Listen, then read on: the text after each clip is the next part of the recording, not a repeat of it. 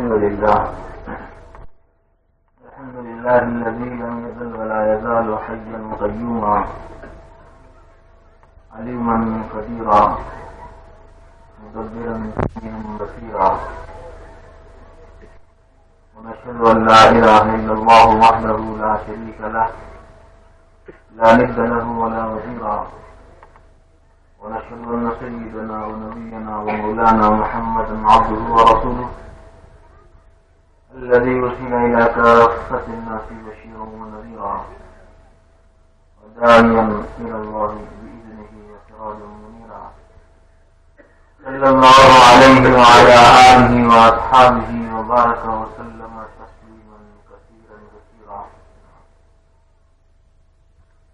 أما بعد، أعوذ بالله من الشيطان الرجيم. بسم الله الرحمن الرحيم. ويسألونك عن الروح قل الروح من أمر ربي وما أوتيتم من العلم إلا قليلا. وقال تعالى: الذين آمنوا ولم يلبسوا إيمانهم بظلم أولئك لهم الأمن وهم مهتدون.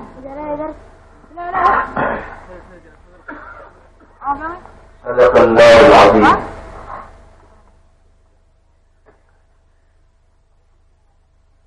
بزرگان محترم، نوجوان ساتھیوں اور عزیز بہنوں،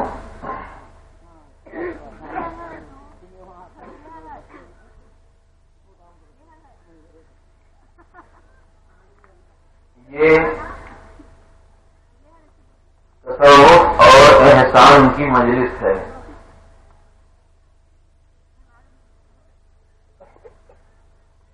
اس میں تصوف سے متعلق بات بیان کی جاتی ہے،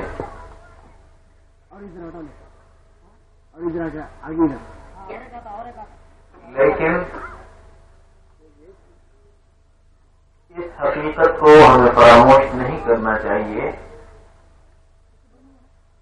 کہ تصوف یہ باتوں کا نام نہیں ہے، بلکہ در حقیقت شریعت مطہرہ پر عمل پیرائی کا نام ہے.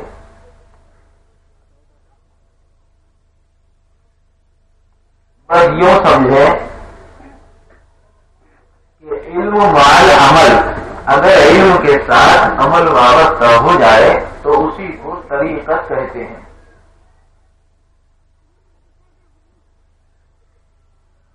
اور اسی طریقت میں جب نکھار پیدا ہوتا ہے تو اس کو حقیقت سے تعمیر کرتے ہیں.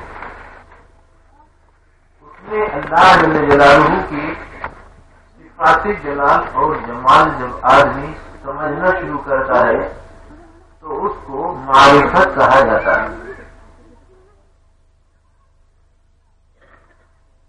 بات کبھی کبھی گہری ہو جاتی ہے، لیکن سیدھے سادے پیرائے میں آپ حضرات سے کچھ باتیں کرنے کی. سب سے پہلی بات تو یہ ہے کہ یہ سلوک ہے کیا چیز. سلوک ہمارے پاس نام ہے اپنی ظاہر اور اپنے باطن کی تعمیر کا. ظاہر کو شریعت مطہرہ کے اعتبار سے اپنے اعضاء کو استعمال کر کے آباد کرنا، اور اپنے باطن کو، اپنے دل کو اور اپنے روح کو صفات حسنہ سے آراستہ کر کے معمور کرنا. تعمیر کا مطلب اصلاح ظاہر و باطن کو طریقت بھی کہتے ہیں، تصوف بھی کہتے ہیں، اور معرفت کا راستہ بھی کہتے ہیں، خدا کی پہچان کا راستہ بھی کہتے ہیں. بہت سارے ناموں سے اس کو یاد کرتے ہیں.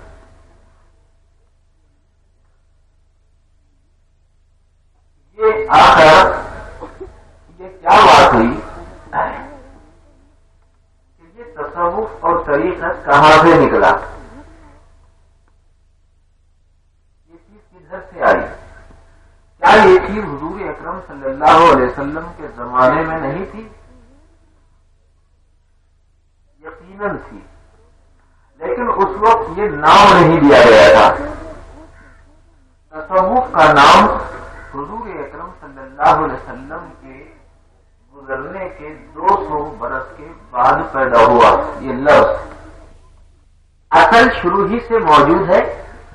लफ्ज का इस्तेमाल 2 सदी के करीब 180 बरस के बाद इस्तेमाल हुआ।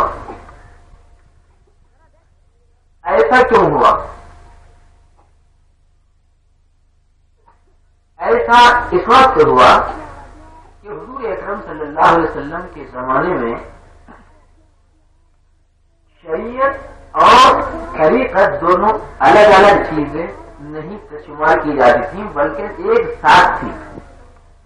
और सरकार दो आलम सल्लल्लाहु अलैहि वसल्लम जामियत की हस्ती थी। सरकार बहुत जामिया थे शरीयत और तरीक़त के, हकीकत और मारिफत के। ऐसे ही हुजूर अकरम सल्लल्लाहु अलैहि वसल्लम के जो सहाबा थे, वो सहाबा किराम को भी जो फैजान मिला था वो एक साथ था, यानी जाहिर और बातिन दोनों का एक साथ था। जैसे इल्म कहने के बाद आप बहुत सारे शोबे आपके जहन में आते, ये साइंस है और ये जोग्राफिया है और ये तारीख है और ये फलसफा है और ये मंतिक है और ये फुला है और फुलानी और यूं है ना। इल्म का नाम लेने के बाद सारी चीजें एक साथ जहन में आती हैं। या जैसे डॉक्टर कहने के बाद बहुत से अमराज और बहुत से अमराज का इलाज एक ही शख्स की तरफ समझ में आता है कि भाई कोई आदमी बीमार हो गया तो कहते हैं कि भाई डॉक्टर साहब के पास चले जाइए। जब डॉक्टर साहब के पास जाएगा तो उन हर कसो नाकस को हर लिहाज से और हर वर्ग की नौयत को सामने रखकर उसका इलाज करता है।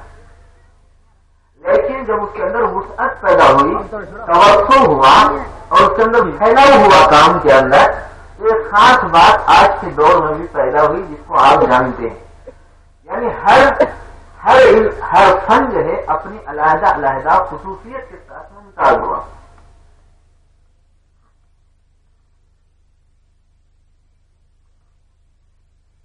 जैसे देखिए इस वक्त जो है आंखों का डॉक्टर होता है, स्पेशलिस्ट होता है, हड्डियों का डॉक्टर होता है, खुसूसी होता है, और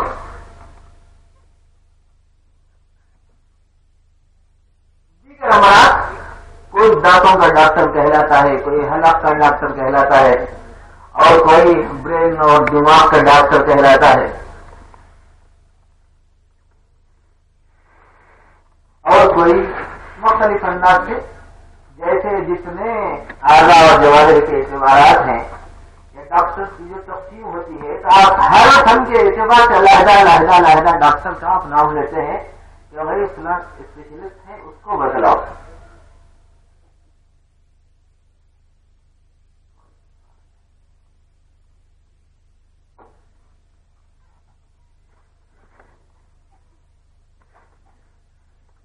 देखिए ऐसे मौके पर अगर कोई आदमी ये कहे कि क्यों भाई इनको आंख का डॉक्टर क्यों कहते हैं, क्या ये दूसरे अमराज का इलाज नहीं कर सकते? तो आप क्या कहेंगे कि दूसरे अमराज को भी देखता है, लेकिन खास तौर से आंखों को देखने के बारे में बड़ा है तो मशहूर हो जाता है आंखों के डॉक्टर, देखता है पूरे मर्जों को, लेकिन मशहूर होता है आंख के डॉक्टर। हड्डियों का जो डॉक्टर होता है खास तौर से मशहूर तो हो जाता है वो डॉक्टर के नाम से, लेकिन वो इस बात से भी मुनासिबत रखता है कि पूरे जिस्म के अंदर आने वाले हवारिस के बारे में जरूर किसी न किसी दर्जे का वो इलाज बतला देता है। तो बावजूद इस बात के कि उन कुल्ली तौर पर डॉक्टर है, लेकिन खास तौर से उसको फुला दर्जे फुला मर्ज के अंदर उसको स्पेशलिस्ट माना जाता है। तो इसके اسی وجہ سے تنگی نہیں کہتے اس کو، بلکہ اس کو اور وسعت کہتے ہیں. یہ فن کی تنگی نہیں ہے. ارے کیا بولنا، بولے خالی آنکھی دیکھتا ہے، بولے کیا بیوقوف ڈاکٹر ہے، کیا کبھی ایسا بولے گا بھائی؟ ایسا نادان آدمی ہے، بولے خالی ہڈیوں کا علاج کرتا ہے. تو یہ علم اور فن کی تنگی نہیں ہے، یہ تو علم اور فن کی وسعت ہے، اس کا پھیلاؤ ہے. اور اسی پھیلاؤ کی بنیاد پر یہ تقسیم کار ہوئی. جب علم کے اندر وسعت پیدا ہوئی تو اسی واسطے محدثین کا گروپ پیدا ہوا. محدث پیدا ہوئے، مفسر پیدا ہوئے، فلسفی پیدا ہوئے، محقق پیدا ہوئے، ہے نا، اور جو متکلم پیدا ہوئے، فلاسفہ پیدا ہوئے، حکما پیدا ہوئے. تو کیا مطلب؟ کیا ان کو علم نہیں تھا؟ دوسرا مطلب یہ ہے کہ جس طریقے سے تقسیم ہوئی علم کی، اسی طریقے سے جو افراد جسم کے تقاضوں کی مفید تکمیل کے ساتھ ساتھ روح کے تقاضوں کو ملحوظ نظر انہوں نے رکھا اور خصوصیت سے اپنی اصلاح کی طرف انہوں نے توجہ دی، اپنے باطن کو انہوں نے سنوارا، اپنی صفات کو صحیح ڈھنگ پر استعمال کرنا انہوں نے جاننے کی کوشش کی اور طریقت سے کام لیا، راہ سلوک چلتے رہے، اپنے کسی کو اپنا رہبر مانا اور سارے دراصل رہبر وابستہ حضور اکرم صلی اللہ علیہ وسلم ہے، صلی اللہ علیہ وسلم کے ساتھ ہے. اسی لیے یہ تقسیم عمل میں آئی کہ لگ بھگ 2 صدی کے بعد وہ حضرات جو خاص طور پر اپنے باطن کی اصلاح میں مصروف ہوئے ان کو صوفی کہا گیا، عارفین کہا گیا، صوفیہ کہا گیا. ورنہ پہلے دور کے اندر صحابی سے بڑھ کر کوئی لفظ نہیں تھا، اس سے اونچا کوئی لفظ نہیں تھا، صحابی ہی سب کچھ تھا علم اور عمل کے اعتبار. اور صحابہ کرام کسی یونیورسٹی کے فارغ نہیں تھے، کسی کالج کے پڑھے لکھے نہیں تھے.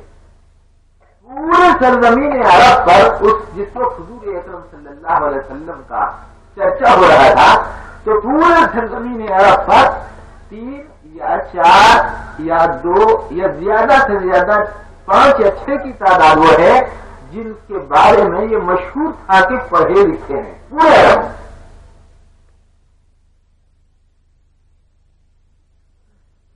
صحابہ کسی یونیورسٹی سے فارغ نہیں تھے، کسی کالج میں پڑھے ہوئے نہیں تھے، اور پھر جس کو انہوں نے اپنا معلم مانا تھا وہ خود بھی کسی یونیورسٹی کا فارغ نہیں.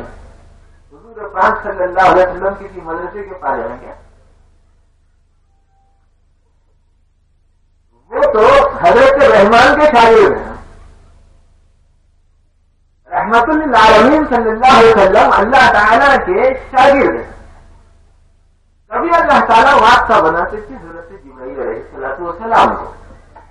اسی بات کو سرکار کیونکہ آپ پڑھے لکھے نہ تھے اس لیے سرکار کو امی لقب کہا گیا. امی ہے سرکار. مگر کیسے امی تھے؟ ایسے تھے آپ امی لقبی کھولی زبان جو دم بھر میں بے زبان سارے زبان والے، ایسے امی تھے سرکار. گنگے بڑے تو ایسے گنگے نہیں کہ بات ہی نہیں کر سکتے جی، نہیں، ایسے تھے آپ امی لقبی کھولی زبان جو دم بھر میں بے زبان سے سارے زبان والے، ایسے امی تھے سرکار. اب ان امی سرکار سے ملنے والے علم صحابہ کو جو ملا مدرسے اور کالج اور یونیورسٹی کی نسبتوں پر نہیں بلکہ صحبت سے ملا اور لفظ صحابی ہی صحبت میں بنا ہے. اور اس دور میں لوگ پوچھتے ہیں کہ صحبت ضروری ہے کیا ہے؟ بنیاد ہی وہ ہے اسلام کے اندر. صحبت کی بنیاد پر تو صحابی بنے. یہ الگ بات ہے کہ قیامت تک کہ کوئی آدمی صحابی نہیں بن سکتا. صحابی تو صرف وہ شخص بنا اور وہ افراد صحابہ کہلائے جنہوں نے ایمان کی حالت میں حضور پاک صلی اللہ علیہ وسلم کو دیکھا ہو اور اسی ایمان ہی کی حالت پر ان کی وفات ہوئی ہو تو ان کو کہا جاتا ہے صحابی، جس کی جمع صحابہ کے طور پر استعمال کرتے ہیں. تو صحابہ کو جو علم ملا وہ صحبت کی بنیاد پر ملا. حضور نے جو کام کیا، صحابہ نے جو کام کیا، وہ کام ضروری ہے یا غیر ضروری ہے؟ ظاہر بات ہے کہ اس کے غیر ضروری ہونے کا کیا مطلب ہے؟ ضروری ہے، لاہوری ہے، جس کے سوائے چارہ نہیں. جو مالک رحمۃ اللہ علیہ ارشاد فرماتے تھے، عجیب بات ہے، آپ کو جو ہے معماری کا کام کرنا ہے تو معمار کی صحبت چاہیے، لوہاری کا کام کرنا ہے تو لوہار سے نسبت چاہیے، لوہار سے آپ کو وابستگی چاہیے، آپ سونے کا کام کرنا چاہتے ہیں تو آپ سونار کی صحبت درکار ہے نا۔ دنیا کے اندر جو کام، یا آپ بڑھئی کا کوئی کام کرنا چاہتے ہیں تو بڑھئی کی صحبت درکار ہے۔ دنیا کے سارے کام صحبت کے ذریعے سے میسر آتے ہیں۔ تو ایک ایسا عجیب بات ہے کہ پھر اللہ تعالیٰ کیا اللہ والوں کی صحبت سے نہیں ملے گا؟ جب ساری چیزیں دنیا کی صحبت کی بنیاد پر وابستہ ہیں تو پھر اللہ کو لینے کے لیے اللہ والوں کا ہونا ضروری ہے اور اللہ والوں سے وابستگی ضروری ہے۔ عبد القادر جیلانی رحمۃ اللہ علیہ کی تعلیمات کیا مطلب، کیا قرآن سے ہٹی ہوئی ہیں؟ اور اگر ہٹی ہوئی ہیں تو وہ قادری تعلیمات کیوں کہلائیں؟ ہم کو ایسی تعلیمات کی تو حاجت نہیں ہے۔ صحابی کا لفظ چونکہ سب سے زیادہ اونچا تھا، سب سے زیادہ جامع تھا، سب سے زیادہ افضل تھا اور سب سے زیادہ قابل تھا، اسی واسطے اس دور کے اندر صحابی سے بڑھ کر کوئی اور شرف نہیں تھا، اس لیے پورے صحابہ نے اپنے لیے اسی نام کو پسند فرمایا اور سرکار نے ان کو صحابہ کہا۔ اور اہل سنت والجماعت کا متفقہ مسلک یہ ہے کہ جو صحابی ہے وہ صحابی ہے، اب وہ چاہے کم درجے کا رہے یا زیادہ درجے کا، مگر ادنا سے ادنا درجے کے بھی جو صحابی ہو سکتے ہیں ان کے مرتبے کو کوئی بڑے سے بڑا غوث اور ولی اور قطب اور وطن اور بدر اور مخیر نہیں پہنچ سکتا۔ یہ طے شدہ مسئلہ ہے، متفقہ مسئلہ ہے، یہ کسی کا اختلاف نہیں ہو رہا ہے۔ اب چونکہ صحابہ کے بعد کوئی ایسا لفظ استعمال کیا جانا تھا کہ صحابہ کے بعد والے افراد جنہوں نے حضور کو نہیں دیکھا ان کو تو صحابی نہیں کہہ سکتے تھے، اس لیے کہ ایمان کی حالت پر حضور کو دیکھنا صحابیت کا درجہ دلاتا ہے، ورنہ صحابیت کا درجہ نہیں دلاتا۔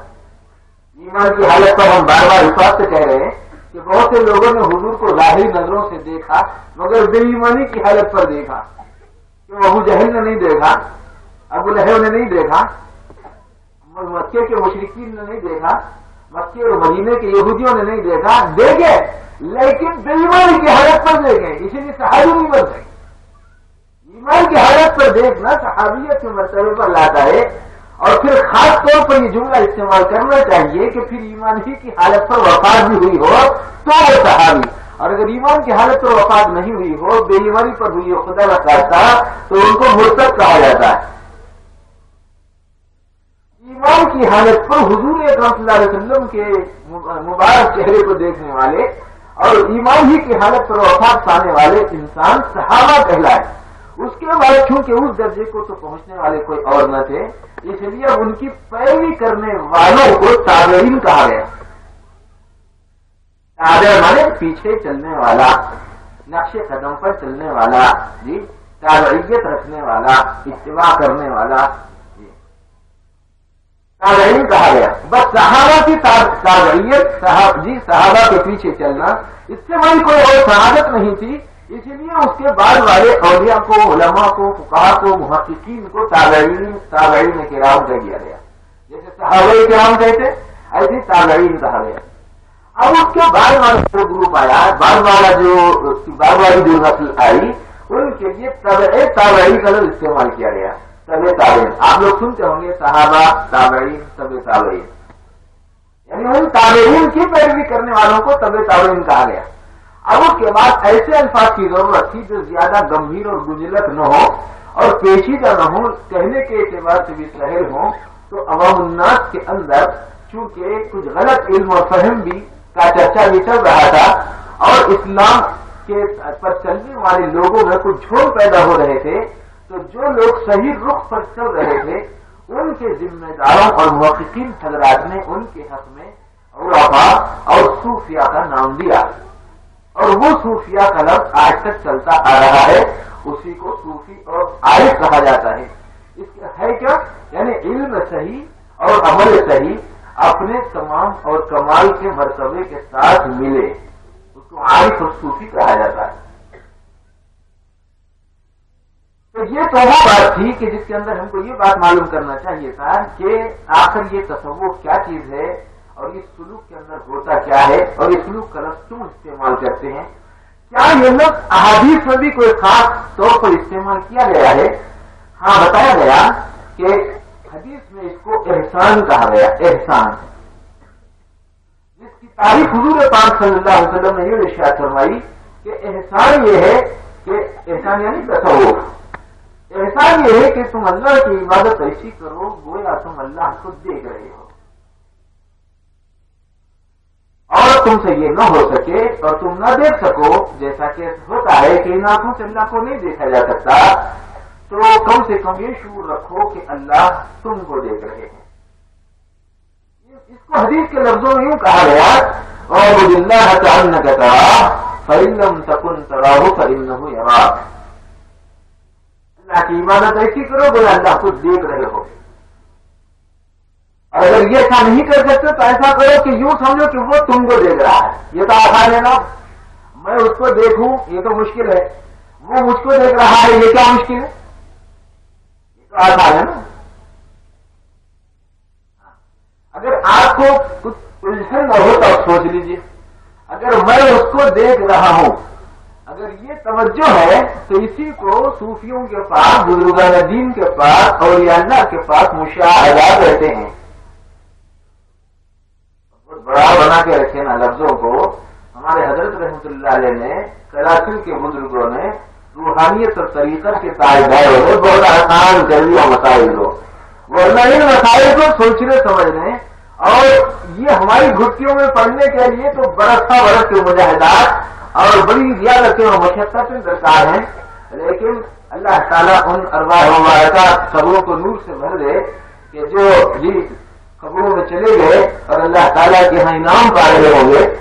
آسان کر دیا مسائل. اگر یہ سمجھ رہے ہیں کہ ہم گویا اللہ کو دیکھ رہے ہیں, دیکھ رہے ہیں کا تو دعویٰ فضول ہے. ہم اللہ کو دیکھتے ہیں. اگر کوئی یہ دعویٰ کرتا ہے تو اس کا وہ دعویٰ باطل ہے. اگر وہ کہا نہیں دیکھے جیسا کرتا ہوں یہ بات صحیح ہے. گویا کے دیکھ رہے ہیں. گویا کے دیکھنا کیا ہے کیونکہ وہ دل کی نظر ہے. اور دل کی نظر کیسی ہوتی ہے جیسے آپ کی نظر ہوتی ہے. کوئی بھائی اور کوئی بہن ہے یہاں پر, مثال کے طور پر کوئی بہن حیدرآباد سے آ رہی, کوئی گڑھوال سے آ رہی, کوئی اور تعلق سے, کوئی ضلع سے, کوئی شہر سے آنے اچانک نکل آئی. جی اب وہ بہن یہاں پر آئی ہے, اس کا گھر حیدرآباد میں یا گڑھوال میں, اس بہن کا مکان ایک خاص محلے میں, اس محلے کے اندر ایک مکان کے اندر دیوان خانے میں اور ایک کونے میں کمرہ, اس کمرے کے اندر ایک الماری میں ایک جو ہے ایک کیس, اس کے اندر ایک ڈبی میں تلوئی ڈبی, اس میں رہتا ہے چاندی کا یا سونے کا چھلا. مگر وہ بھائی یا وہ بہن یہاں بیٹھ کے برابر اس کو دیکھتا ہے. نہیں دیکھتی, وہ بہن نہیں دیکھتی. وہ چھلا بولے کون سا, تو وہی کیسا پہچانی ہوئی تو میں نہیں پہچانتی میرے چھلے. ارے وہ تو 100 کلومیٹر دور ہے نا, کچھ نہیں ہوتا 100 کلومیٹر سے. اگر جتنے میں بھی ہے چھلا تو برابر دیکھوں گی, ریاض میں ہے تو بھی دیکھوں گی, عراق میں ہے تو بھی دیکھوں گی. ایسا دیکھ رہے ہیں اس کو کہتے ہیں دل کی نظر. جیسے یہاں ایک ہم اپنے کمرے کی الماریوں میں پاندانوں کے اندر ڈبیا کے اندر چھلنے کو دیکھتے ہیں, اسی طریقے سے جس انسان اور مسلمان کی نظر باطنی اعتبار سے اللہ پر ہوتی ہے وہ اصلی صوفی ہے, باقی تو نقلی صوفی ہے. اس کو صوفی کہتے ہیں, عارف بھی کہا جاتا ہے, پہچان والا بھی کہتے ہیں. جب آپ یہاں سے سینکڑوں لاکھوں کروڑوں میل دور پر اپنے سونے چاندی کے چھلے کو دیواروں کے پردے ہٹا کر, پہاڑوں کے پردے ہٹا کر, جھاڑوں کے پردے ہٹا کر, عمارتوں کے پردے ہٹا کر, گاؤں کے پردے ہٹا کر دیکھ لیتے ہیں, تو کیا ایک اللہ والا اس بات پر دستخط حاصل نہیں کر سکتا کہ وہ اپنے دل سے یقین یہ بنائے کہ میرے اللہ مجھے دیکھ رہے ہیں. اس لیے صحابہ کے صحابہ کی جو دولت تابعین کو ملی، تابعین کی جو دولت ان کے پاس والی طب تابعین کو ملی، اور طب تابعین کی جو دولت صوفیاء کرام کو ملی، وہی وقت سے 4 سلاطین کے اندر پھیل کے رہ گئے۔ ایک حضرت عبد القادر جیلانی رحمۃ اللہ علیہ، دوسرے حضرت خواجہ معین الدین چشتی اجمیری رحمۃ اللہ علیہ، اور تیسرے خواجہ بہاؤالدین نقشبندی رحمۃ اللہ علیہ، اور چوتھے شیخ شہاب الدین سہروردی رحمۃ اللہ علیہ۔ اولیاء تو بہت سے گزرے، مگر جیسے ظاہر میں 4 امام مشہور ہو گئے، ایسے ہی روحانیت میں 4 امام مشہور ہو گئے۔ امام اعظم ابو حنیفہ، امام شافعی، امام مالک، امام احمد بن حنبل رحمۃ اللہ علیہ جیسے مشہور ہو گئے۔ اللہ تعالیٰ نے اسی طرح روحانیت کے ان 4 تاجداروں کو دنیا کے اندر معروف اور مشہور کر دیا۔ اس کا یہ مطلب نہیں ہے کہ روحانیت کے کچھ اور تاجدار نہیں تھے، یا ولایت کے راستے پر چلنے والے نہیں تھے، یا یہ 4 ائمہ کے علاوہ کوئی اور امام اور تفقہ رکھنے والا، سوجھ بوجھ رکھنے والا، مسائل کا استنباط کرنے والا نہیں تھا۔ بات ایسی نہیں تھی۔ اللہ نے اپنی قدرت سے، اپنی مشیت سے، اپنی حکمت سے، جیسے ابو حنیفہ، شافعی، مالک اور احمد بن حنبل رحمۃ اللہ علیہ کو جس طریقے سے پوری دنیا کے اندر یہ معروف اور مشہور بنا دیا، اسی طریقے سے پوری دنیا میں باطن کے تاجداروں کی حیثیت سے ان 4 افراد کو اللہ نے منتخب کیا، مشہور ہو گئے۔ یہاں جو آپ تعلیمات سیکھتے ہیں وہی تعلیمات 16 واسطوں سے حضرت عبد القادر، 14 اور 15 واسطوں سے حضرت شیخ عبد القادر جیلانی رحمۃ اللہ علیہ کی جو تعلیمات سن رہے تھے وہی تعلیم۔ یہ کوئی جدت پسندی یا بدعتیں یا کوئی ایسی انہونی یا روشی یا ایسی پریشان خیالی کی کچھ باتیں یا کچھ جو ہے کچھ لوگوں کا گروپ بنا کے کرنا، یہ وہ اس طرح کی چیزیں نہیں ہیں۔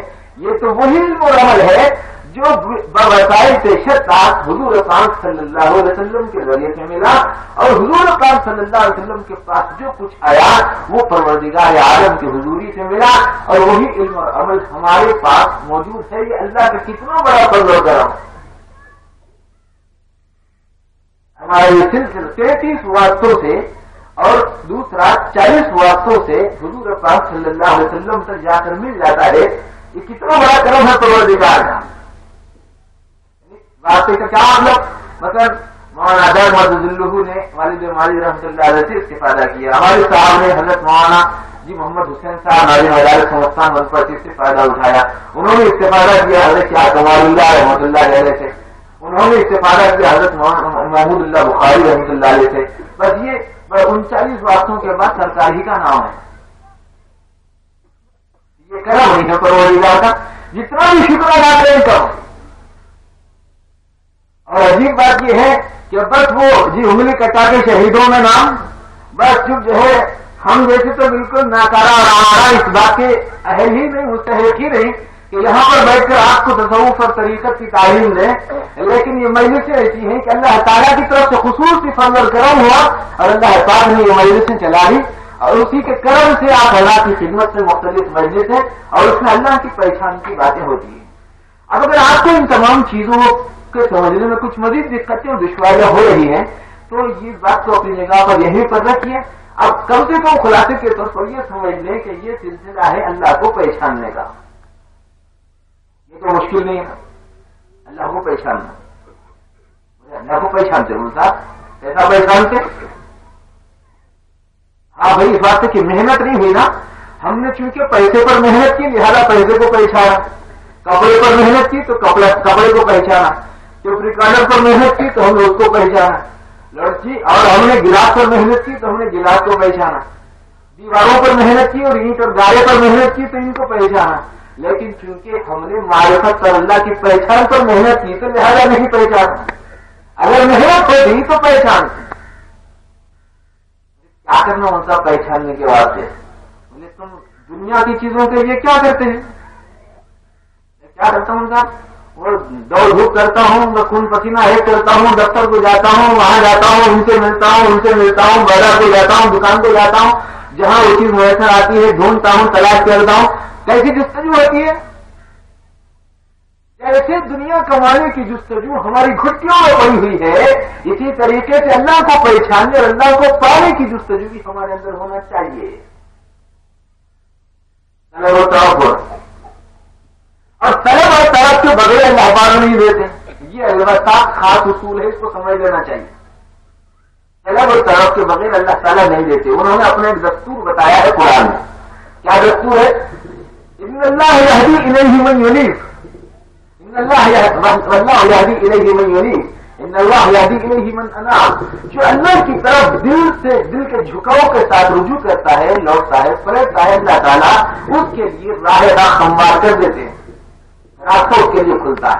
والذین جاہدوا فینا لنہدینہم سبلنا، جو ہماری راہوں میں مجاہدہ کریں گے ہم ان کے حق میں راستے کھول دیں گے. تو اب محنت اور مجاہدہ دیں گے اللہ کو، جن کو ہم سامنے رکھ کر سمجھتے ہیں کہ ہم اللہ کو پہچاننے والے ہیں. کیسا پہچانتے ہیں؟ دیکھیے، ایک بچہ جو اپنے ماں باپ کو ماں اور باپ کہہ رہا ہے، ان کیسا پہچانتا اپنے امی اور باپ؟ اگر اس بچے سے پوچھے جب 10-12 سال کا ہو گیا ہے، 15 سال کا ہو گیا، آپ اسے پوچھیے کہ میاں امی کو پہچانتا؟ تو پہچانتا ہوں. اچھا ابا کو بھی پہچانتا ہوں؟ جی وہ پہچانتا ہوں. کیسا پہچانتا ہے؟ ایسا پہچانتا کیا ہوتا؟ وہ بھی کوئی بات ہے. کیسا پہچان؟ بھائی بولا امی، بہن بولی امی، خالہ بولی امی، ماموں بولے امی، پھوپا بولے امی، لہٰذا میں بھی بولا امی. ہوئی تو بولے لہٰذا میں بھی بولا. وہ اللہ جس کو حضرت آدم کہہ رہے ہیں وہ اللہ، حضرت نوح کہتے ہیں اللہ، یہ اور حضرت موسیٰ کہہ رہے ہیں اللہ، حضرت عیسیٰ کہتے ہیں وہ اللہ، حضرت ابراہیم کہہ رہے ہیں وہ اللہ، اور حضرت داؤد و سلیمان علیہ السلام کہہ رہے ہیں وہ پروردگار جنہوں نے کائنات کو پیدا فرمایا. حضرت موسیٰ اور عیسیٰ کہہ رہے ہیں 1,24,000 کم و بیش انبیاء کہتے ہیں کہ اللہ اللہ ہے، اللہ ہے. تو پھر ہم کو یہ کہنے میں کیا دشواری ہے کہ اللہ ہے؟ معمولی سے بھائی بہنوں کے کہنے کی بنیاد پر ہم نے کسی کو ماں کسی کو باپ قرار دیا اور ہم نے تسلیم کیا اور بلا چوں چلا مان لیا. جب لاکھوں انسان یہ کہہ رہے ہیں کہ وہ اللہ اس کائنات کا پروردگار ہے، ہمارا اور تمہارا پیدا کرنے والا پالنہار ہے، تو اس کو پہچاننے میں کیا ہے؟ مان لینے میں کیا ہے؟ مان لینا چاہیے اللہ ہے. لیکن اگر مزید سمجھنے میں دشواری ہو رہی ہے تو بزرگوں نے بہت سی مثالیں دی ہیں. ایک مثال کی دیکھیے، مثال کے طور پر اگر کوئی ہوائی جہاز ہو رہا ہو تو اگر کوئی یہ بچہ یا ماں یہ کہے کہ بھائی یہ کیا ہو رہا ہے، تو کہتے ہیں کہ بھائی ہوائی جہاز جا رہا ہے. اچھا یہ بولیے کہ ہوائی جہاز میں پائلٹ ہے یا نہیں ہے؟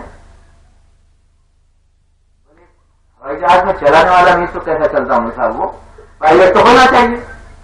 بولے نہیں آپ کو نظر آیا تو نہیں، میاں تم دیکھے تو نہیں، کیا اور کسی بھائی بہن کو نظر آیا تو پھر نہیں. پھر کیسا بولے میاں چاہے اس کے اندر پائلٹ ہے بول کے؟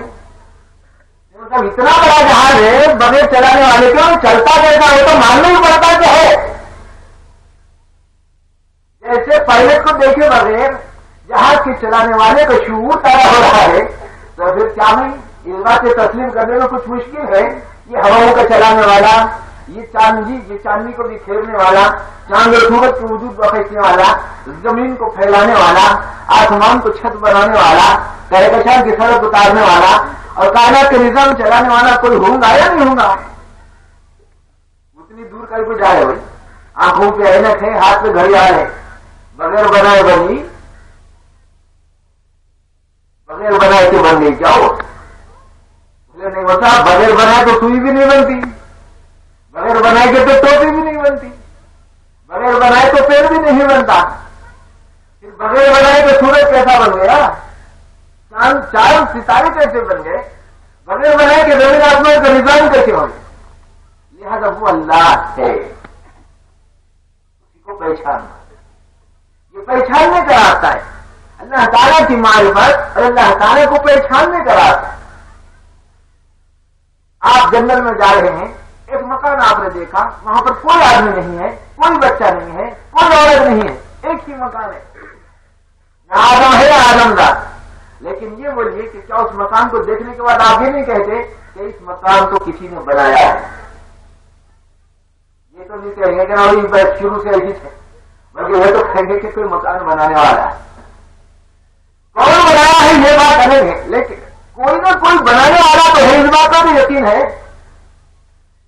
جیسے مکان کا بنانے والا वाले को हम पहचानते हैं, जैसे हवाई जहाज के चलाने वाले को हम पहचानते हैं, जैसे फिजा के अंदर कोई आदमी कमान के जरिए से तीर छोड़ दिया दीवार के पीछे से, फिजा में उड़ रहा है तीर और जा रहा है ऊपर की फील्ड में, आप देख के कहते हैं, मतलब राकेट को देख के कहते हैं कि भाई राकेट किसी ने छोड़ दिया। अगर कोई ये कहे कि भाई क्या आपने देखा जिसने राकेट को छोड़ा, किसने छोड़ा? बोले हम ये तो नहीं जानते, लेकिन इतना कह सकते हैं कि किसी ने छोड़ा। राकेट के छोड़ने वाले पर हमारा यकीन, तीर के फेंकने वाले पर हमारा यकीन, हवाई जहाज के चलाने वाले पर हमारा यकीन, जंगल के मकान को देखकर हम इस बात का यकीन करते हैं कि कोई बनाने वाला है, तो फिर ये जिस्म और जान के ये ढांचे और जमीन और आसमान का इतना बड़ा निजाम बगैर किसी के बनाए कैसे बन सकता है? उस बनाने वाले परवरदिगार के वजूद को तस्लीम करना जरूरी है। इस इकरार के बाद एक इंसान तौहीद के रास्ते पर पढ़ना शुरू होता है, फिर उसको समझ में आता है कि इस कायनात के चलाने वाला एक ही है। जैसे एक बीवी के लिए दो शौहर नहीं होते, जैसे एक बस के लिए दो ड्राइवर नहीं होते, जैसे एक मुल्क के लिए दो सुल्तान और बादशाह नहीं होते, इसी तरीके एक जिस्म में जैसे दो जाने नहीं होती, इसी तरीके से इस पूरी कायनात का चलाने वाला सिर्फ एक है। अब आप सोच रहे होंगे कि मतलब एक ही का वो है, दो क्यों नहीं है? दो क्यों रहना चाहिए? एक थक के सो गया तो दूसरा चलाने वाला होना, भाई सीधी सादी सी बात है। दूसरा क्यों होना? बोले एक थक गया तो दूसरा बैठना, दूसरा चलाना, एक सो गया तो दूसरा चलाना। क्या अल्लाह की जनाब में भी यही सिफात लगाते रहेंगे? उन्हें चूंकि थक गया लिहाजा दूसरे की जरूरत है, उन चूंकि ऊँग गया लिहाजा दूसरे की जरूरत है, ऐसा तो नहीं। ला ताखुदुहु सिनतुन वला नौम, न उसको तो ऊँग आती है न नींद आती है, थकता भी नहीं। वला यऊदुहु हिफ्ज़ुहुमा व हुवल अलीयुल अज़ीम, बड़ा बड़ी बरतरी रखने वाला, बड़ा अजमतनामा परवरदिगार है, बहुत ही बरतर और आला है कि पूरे जमीन और आसमान को संभाले हुए है, लेकिन ये इन चीजों को संभालना उसको थकाता नहीं। वला यऊदुहु हिफ्ज़ुहुमा, आसमानों और जमीनों के इस निजाम को संभालना खुदा को थकाता नहीं, अल्लाह उससे थकते हैं। जब वो थकते नहीं, जब वो सोते नहीं, जब वो ऊँगते नहीं, बड़े कुदरत रखने वाले हैं, तो फिर किसी और की जरूरत का मतलब क्या है? हमेशा से जो जात है और हमेशा तक रहने वाली है, बड़ी काबिल कुदरत उस जात को हमने अल्लाह माना। एक है अल्लाह के होने को तस्लीम करना, एक है अल्लाह के एक होने को तस्लीम करना। और खास बात यह है कि अल्लाह ताला ही को करने वाला भी समझना। करने वाले वही हैं, जो वो करते हैं वो नहीं करते। कुल्लु मिन इंदिल्लाह, अल्लाह ताला की तरफ से होता है। वही किस तरीके से करते हैं? यानी करता धरता अल्लाह है। हमारे पास खुसूसी जो तालीम और तरबियत में तौहीद फेली का नाम देते हैं इसको, जिसके अंदर ये बात बताई जाती है कि असल करने वाले अल्लाह है। दावत में चलने फिरने वाले बहुत से साथी भी जानते हैं कि ये लफ्ज बहुत ज्यादा इस्तेमाल किया जाता है कि असल करता धरता अल्लाह है, करने वाले अल्लाह। भाई वही करता धरता क्यों है? आखिर हम कैसा जाने कि वही करने वाले? इसको एक दो मिसालों से समझ लेना बहुत जरूरी है ताकि जल्दी से बात समझ में आ जाए। देखिए एक ट्रेन है, ट्रेन के बहुत से डब्बे हैं, कई हैं डब्बे, 1 2 3 4 5 6 7 8 9 10 जो भी। अब अगर कोई साथी आपसे ये कहे कि अच्छा भाई आप ये बताओ कि 10 नंबर की बोगी को कौन सी, 10 नंबर के डब्बे को कौन सा डब्बा खींच रहा है, आप क्या कहेंगे कि 9 नंबर का डब्बा खींच रहा है। अच्छा भाई आप बताओ कि 9 नंबर के डब्बे को कौन खींच रहे? आप कहते हैं 8 नंबर का डब्बा। आपसे पूछे अच्छा भाई 8 को कौन खींच रहे? बोलते 7 नंबर का डब्बा। तो जिससे भी कहो आगे कहेंगे 7, जी 9 को 8 खींच रहा, 8 को 7 खींच रहा, 7 को 6 खींच रहा।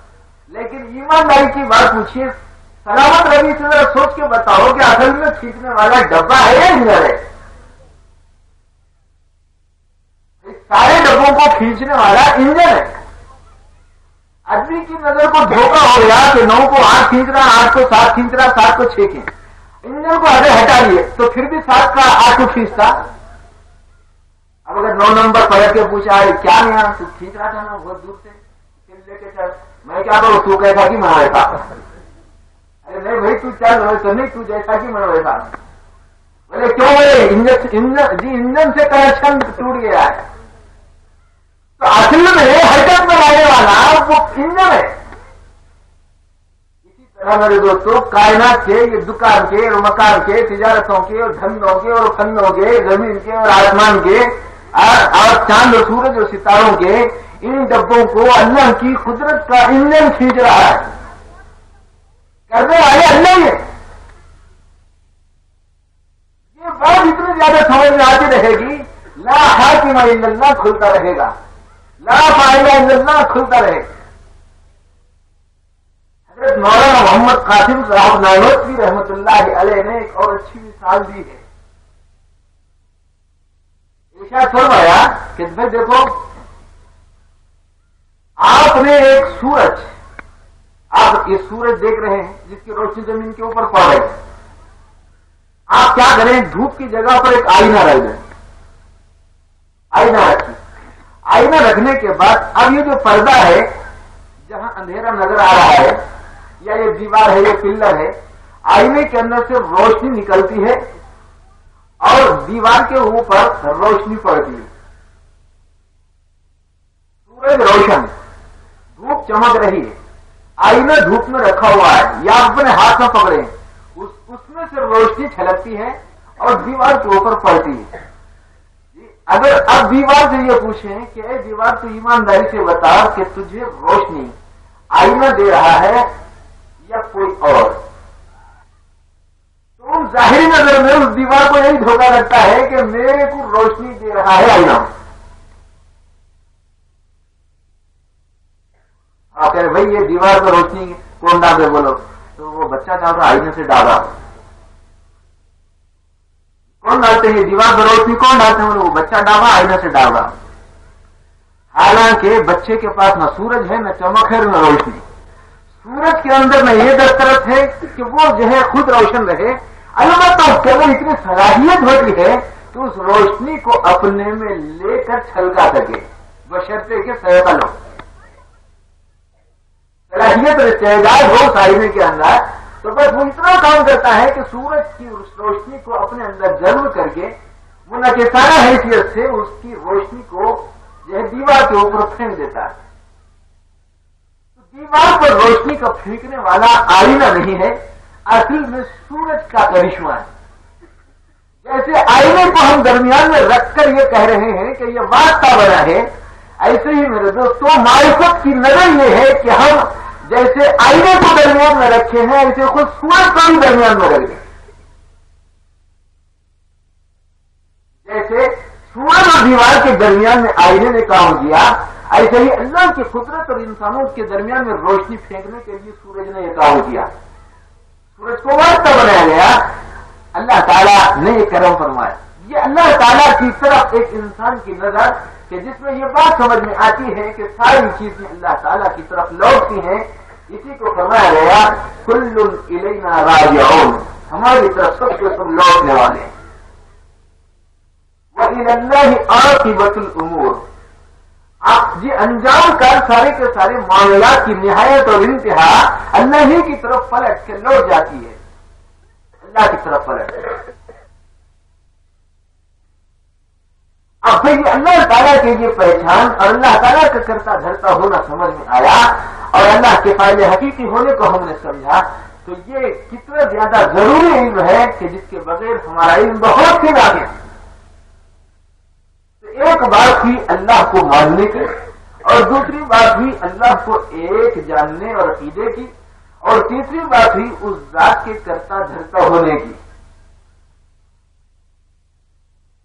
اب اس اللہ جو سب کچھ کرتا دھرتا ہے اس ذات کو چھوڑ کر ہم کسی دوسرے سے وابستگی رکھیں, نفع اور ضرر کے لحاظ سے کیسی بیجا بات ہو جائے گی, غلط بات ہوگی نا. ہم یہ کہہ رہے ہیں کہ سارے مسئلے اللہ کے ہاتھ میں اور سارے کے سارے کام کرنے والے اللہ پاک ہیں. تو پھر یہ کیسی بات ہوئی کہ وہ اللہ جو سب کچھ کرتا دھرتا ہے اس کو چھوڑ کر ہم دوسری طرف پلٹے؟ ایک بزرگ نے بڑی اچھی مثال دی، ارشاد فرمایا کہ بھائی دیکھو اللہ ہی کی طرف ہمارے سارے معاملات میں لوٹنے کی سیدھی سادی سی مثال ہے، آپ حضرات نے سنی بھی ہوگی۔ دکانیں ہوتی ہیں بہت سی، لیکن بعض دکانیں ایسی ہوتی ہیں کہ جس کے اندر سارے سامان ملتے ہیں، سوئی سے لے کر جنریٹر تک یا بڑی سی بڑی چیزیں طاقت اور قوت کی اور تمام چیزیں وہاں مل جائے۔ ہر چھوٹی بڑی چیز اس دکان کے اندر میسر آ جاتی ہے جو عام طور پر انسانی ضرورتوں کے لیے ہوتی ہے۔ تو آپ یہ بولیے کہ ان ضرورتوں کو پورا کرنے یا ان چیزوں کے لینے کے لیے آپ اس دکان پر جاتے ہیں جہاں سب ملتا ہے، یا آپ 10 دکانیں پھر کر آپ جو ہے پریشان ہوتے ہیں؟ یہاں ایک دکان میں ایک چیز لے لی، دوسری دکان میں دوسری، تیسری دکان میں تیسری، یہ تو آپ اس صورت میں کرتے ہیں جب ایک دکان میں وہ دوسری چیز نہ ملے۔ ایسی صورت میں ہوتا ہے نا، فلاں دکان میں چونکہ کوئی چیز نہیں ہے لہذا دوسری دکان، وہاں نہیں ملا لہذا تیسری دکان، اور تیسری میں نہیں ملا لہذا چوتھی دکان کو تلاش کر کے چیز لے لیتے ہیں۔ اور اگر ایک ہی دکان میں ساری چیزیں میسر آ جائیں تو پھر ایسی صورت میں یہ بتائیے کہ دوسری دکانوں کو ٹٹولنے ڈھونڈنے کی ضرورت کیا ہے؟ اس مثال کو دیکھ کر بزرگان دین فرماتے ہیں کہ اللہ کے غیبی خزانوں میں وہ کون سی چیز ہے جو نہیں ہے کہ اللہ کو چھوڑ کر ہم کسی دوسری طرف پلٹیں ہیں؟ اللہ کے خزانوں میں کیا نہیں ہے؟ رزق ان کے پاس، اولاد ان کے پاس، عزت کے خزانے ان کے پاس، ذلت کے خزانے ان کے پاس، رفعت کے خزانے ان کے پاس، شان شوکت کے خزانے ان کے پاس ہے نا، اور عطا و منع کے خزانے ان کے پاس، مثبت اور منفی خزانے ان کے پاس، سارے خزانے اس پروردگار عالم کے پاس موجود ہیں۔ تو بس اس کی طرف پلٹنا ہے۔ اسی لیے اللہ سے اپنا رابطہ استوار رکھنا اور اللہ تعالیٰ کی رضا جوئی کے لیے جستجو کرتے رہنا چاہیے۔ اس موقع پر جو اہم بات سمجھنے کی وہ یہ ہے کہ اب وہ اللہ ہم سے کیسے راضی ہوتے ہیں، وہ اللہ ہم سے کیسے راضی رہتے ہیں۔ اللہ کی رضا جوئی کے لیے ایک کام کرنا ہے، اور اس کام کو پورا کرنے کے بعد خود ہماری زندگی بھی کامیاب ہو جاتی ہے اور کامیاب ہو جاتی ہے۔ بڑے سادہ انداز میں بزرگان دین ارشاد فرماتے ہیں کہ دیکھیے بھائی کچھ چیزیں ہیں پسند ہم کو اور کچھ چیزیں پسندیدہ ہے اللہ کو۔ کچھ چیزیں ہم پسند کرتے ہیں اور کچھ چیزیں اللہ تعالیٰ پسند کرتے ہیں۔ ہم لوگ کیا پسند کرتے ہیں؟ اچھا کھانا، اچھے کپڑے، اچھا مکان، اچھی بیوی، اچھے بچے، اطمینان اور سکون کی فضا ہے نا، اچھی چیزیں ہم طلبگار، اچھی چیزوں کے طلبگار۔ جیسے ہم کچھ چاہتے ہیں ایسے اللہ تعالیٰ بھی کچھ چاہتے ہیں۔ اللہ کیا چاہتے ہیں؟ اللہ یہ چاہتے ہیں کہ اللہ کو پسند ہے ایمان والا، قرآن والا، حدیث والا اور شریعت والا، طریقت والا، معرفت اور اللہ کی پہچان والا۔ اللہ تعالیٰ پسند کرتے ہیں ذکر کرنے والا، تلاوت کا کرنے والا، دعاؤں کا کرنے والا، فکر کا کرنے والا۔ اللہ تعالیٰ کو یہ لوگ بڑے پسند ہیں۔ ہم کو جو چیزیں پسند ہیں وہ بھی آپ نے سن لی، اور اللہ کو جو پسند ہے وہ بھی آپ جانتے ہیں۔ اللہ تعالیٰ کو پسند یہ ہے کہ میرا بندہ علم والا، عمل والا ہو جائے۔ تو اللہ تعالیٰ کی جو پسند ہے وہ ذمے میں ہے ہمارے، اور ہم کو جو چیزیں پسند ہے وہ ذمے میں ہے اللہ کے۔ یہ ہے اصل میں دستور۔ ہر بات یہ ہے کہ ہم کو جو چیزیں پسند ہیں وہ ہم کو ملیں گی، لیکن اللہ کو جو پسند ہے وہ ہم کو پورا کرنا ہے۔ وہ اللہ پاک یہ کہتے ہیں کہ اے میرے بندے تو میری چاہت پورا کر دے، میں تیری خواہش پورا کروں گا۔ یہ ترتیب۔ اب چونکہ ہم ان کے چاہنے کی چیزوں کو ہم پورا نہیں کرتے، لہذا ہماری چاہنے کی چیزیں پوری نہیں ہوتی، وہ تو نہیں ہو سکتی۔ اور اگر کچھ نظر نہیں آ گیا تو پھر سکون نہیں ہوگا، قلب کی راحت نہیں ہوگی، اطمینان کی سانس نہیں ہوگی، مختلف قسم کی پریشانیاں رہیں گی، پراگندگی رہے گی، ذہنی تشدد رہے گا، اضطراب رہے گا، ایک خاص قسم کی بے قلی اور بے چینی رہے گی، کیوں؟ اسی لیے کہ ہم نے اللہ کی خواہش اور اللہ تعالیٰ کی چاہت اور پسند کی چیزوں کو ہم نے پورا نہیں کیا۔ تو اللہ جو چاہتے ہیں اس کو ہم پورا کر دیں، ہم جو چاہتے ہیں اللہ وہ پورا کر دیں، یہاں بھی اس کا اثر پڑے گا اور آخرت میں تو ہے ہی، بلکہ اللہ نے آخرت میں تو وعدہ ہی کر لیا وَلَكُمْ فِيهَا مَا تَشْتَهِي أَنفُسُكُمْ وَلَكُمْ فِيهَا مَا تَدَّعُونَ، تمہارا جو جی چاہے گا، تمہاری جو خواہش ہوگی وہ پورا کر دیا جائے گا جنت کے اندر۔ جنت کے اندر ہر خواہش کو پورا کرنے کا اللہ تعالیٰ نے وعدہ فرمایا ہے، لیکن جو اللہ تعالیٰ جنت کے اندر ایک مسلمان کی خواہش کو پورا کر دیں گے، اس جنتی انسان کے لیے اللہ تعالیٰ دنیا میں بھی راحت کا سامان کر دیں، یہاں بھی سکون دیتے ہیں۔ اور اس کی مثال دی اللہ والوں نے، اور یہ بات بتائی کہ دیکھو اگر ہم کسی رات کی رانی کے کسی باغ کے پاس سے یا درختوں کے پاس سے ہم گزرے جہاں سے خوشبو مہک رہی ہے، یا کسی گلاب کے باغ سے گزر رہے ہیں، گلاب کے باغ میں داخل نہیں ہوئے بلکہ آپ آدھا کلومیٹر کے فاصلے پر ہیں، باغ میں داخل نہیں ہوئے، کوئی پھول ہم نے توڑا نہیں، دکاندار سے کوئی پھول ہم نے خریدا نہیں، لیکن اس کے باوجود اور فاصلہ بھی اچھا خاصا دور کا ہے، لیکن اس کے باوجود اس پھول کے باغ کی خوشبو آدمی سونگتا ہو جاتا ہے، اس وقت سے کہ وہ باغ کے قریب ہے، استفادہ کرتا ہے نا، خریدا نہیں، باغ میں داخل نہیں ہوا، کوئی پھول نہیں توڑا، لیکن پاس اور کچھ فاصلے سے جانے کی وجہ سے اس باغ کی پھولوں کی خوشبو سے استفادہ کر رہا ہے۔ جیسے پاس سے گزرنے والا یا قریب و دور سے گزرنے والا جس طریقے سے استفادہ کرتا ہے پھولوں کی مہک سے، ایسے ہی جنت میں پہنچنے والا مسلمان دنیا میں بھی جنت کی خوشبو کو محسوس کرتا ہے۔ اللہ تعالیٰ اس راحت کا کچھ نہ کچھ عنصر دنیا کے اندر بھی عطا فرماتے ہیں۔ اب جو آدمی جہنمی ہوتا ہے اس آدمی کے لیے بلائیں اور وبائیں بھی اس کے ساتھ رہتی ہیں۔ دیکھیے جیسے ایک آدمی آگ میں داخل نہیں ہوا، انگارہ اپنے ہاتھ میں لے کر نہیں ٹھہرا اور آگ کے اندر نہیں کودا، نہ وہ اپنے سر پر لے کر انڈیل لیا، بلکہ پاس سے گزر رہا ہوتا ہے اور آگ دہک رہی ہوتی ہے تو اس کی گرمی اور لپٹ محسوس کرتا ہے کہ یہ آگ کی لپٹ آ رہی ہے۔ جیسے قریب سے گزرنے والا آدمی آگ کے شعلوں کی لپٹ کو محسوس کرتا ہے اور بے چین ہوتا ہے، اسی طریقے سے جہنمی انسان دنیا کے اندر اس کے اثرات برابر محسوس کرتا ہے اور وہ جو ہے بے کلی اور بے چینی کی زندگی دنیا میں کاٹتا ہے۔ آج پوری دنیا کا بہت بڑا سوال یہ ہے کہ بھائی دنیا امن کے راستے پر کیسے چلے؟ بھائی جنت کے عمل شروع کر دیے تو امن کے راستے پر، جہنم کے عمل کرتے رہیں گے تو آگ کے راستے پر۔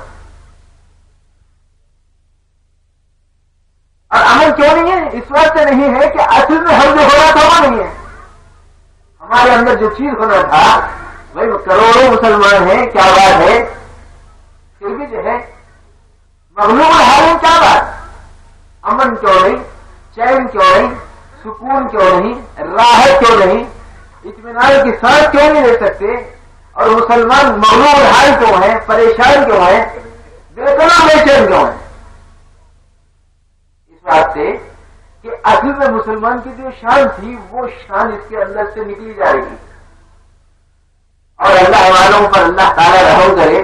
یہ انہوں نے چھوٹی چھوٹی مثالیں دے کر بڑی اچھی اچھی باتیں بتا دی۔ بہت سارے ساتھیوں کے گھروں میں، دیوان خانوں میں وہ شو کیس وغیرہ رکھے رہے تھے، اور وہاں پر کوئی میز رکھا ہوا ہو اور میز کے اوپر ایک شیر بھی رکھا ہوا ہوتا ہے۔ بار لوگ رکھتے ہیں، کوئی بلی رکھ دیا، کوئی کتا رکھ دیا، کوئی اور چیزیں پلاسٹک کی چیزیں رکھ دی، فروٹس اور میوے رکھ دیے پلاسٹک کے اور مٹی کے بنا کر، اور بہو اس کی شکل اتار کر رکھ دی، ایسا ہوتا ہے۔ تو مثال کے طور پر ایک شیر ہے موجود، اس کی مونچھیں بھی موجود ہیں، اس کے بدن پہ کے بال بھی موجود ہیں، اس کے جسم کے پٹے بھی موجود ہیں، اس کو دم بھی موجود ہے، اس کے پیر بھی ہیں، اور پوری شان کے ساتھ کھڑا ہوا ہے یہ، اور ڈیسک کے اوپر ٹھہرا ہوا، آنکھیں بھی کھلی ہوئی ہیں، زبان بھی لال ہے، اور ایسا معلوم ہو رہا ہے کہ جیسے اب چیر پھاڑ کھانے والا ہے، لیکن اس کے پیٹ میں بھوسا بھرا ہوا ہے، اندر کیا ہے؟ بھوسا۔ اگر آپ اپنے بیٹے کو یہ بات کہیں کہ بیٹے بیٹے کیا تیرے اندر اتنی ہمت ہے کہ یہ شیر سے لڑ سکے؟ تو بچہ کہے گا کہ ابا لڑنا ہو رہا ہے، اس کو تو چنیا کر دیتا ہوں۔ میاں اتنی ہمت کیوں ہوئی؟ اتنی ہمت اس واسطے ہوئی کہ اندر گھسا ہے۔ اگر سچ مچ کا شیر رہے تو کیا پھر بھی ہمت کرے گا بچہ؟ بچہ تو بچہ، اچھے سے اچھا، حالت بگڑ کو ہو جائے گی، ٹھہرنے کا ارادہ نہیں رہے گا، پھر ٹکنا نہیں اور بگڑا نہیں اگر اصلی روپ میں آ گیا۔ بھائی شیر کا ہاتھ بھی توڑ رہا ہے، شیر کا پاؤں بھی توڑ رہا ہے، شیر کی دم بھی کاٹ رہا ہے، شیر کی گردن بھی کاٹ رہا ہے، شیر کو پیٹ میں بھی اٹھایا لے کے بھی بھاگ رہا ہے۔ بولے کیوں؟ اس لیے کہ اندر سے شیر نہیں ہے۔ اسی لیے میرے دوستوں آج مسلمان کی شان، جی مسلمان کیوں آگے بڑھا ہے؟ اس لیے کہ اندر سے اس کی اسلامی شان مدھم بڑھ گئی ہے۔ ایسا ہے جیسے بھوسا ہوتا ہے، بھوسا،